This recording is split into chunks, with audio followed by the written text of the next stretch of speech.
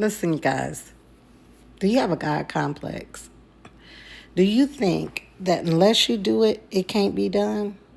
That's a dangerous seat to sit in. We have to let God, Jesus be Lord, right? Understand and know that God is God and that we're not. And that we're not called to meet every need.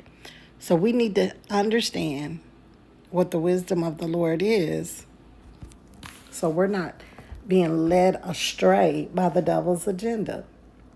How do you know when it's something that God wants you to do? Well, first of all, God will never ask you to do something that you don't have the ability to do. In other words, if you don't have $1 million, He's not going to tell you to give $1 million. Okay? You don't got it. He's going to ask you for what's in your hand. He said, Moses, what is it you have in your hand? Whatever God asks you to do or asks you for, you already have it, even if you don't know or realize that you have it. Everyone has a way to help someone, even if it's just a resume or word of encouragement or just sharing something that you got, or if you got, go take them, ordering food for them online. I don't know, whatever it is that God is asking you to do. He'll never, so God would never ask you to do something that you don't have the ability to do.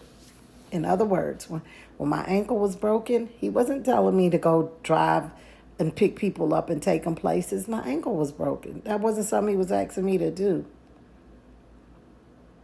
If you have to be able to take care of yourself first before you can help anyone else. And I'm not meaning that in a selfish way. I'm just saying physically, I had to make sure that my ankle healed first before I could go drive anybody anywhere. So how do you know number one, never set yourself up in life thinking that you're God. Thinking, the God complex is when you thinking that unless I do it, it can't be done. That's a very dangerous seat. And the Lord taught me early on as a baby Christian, because I've been saved like 30 some years now.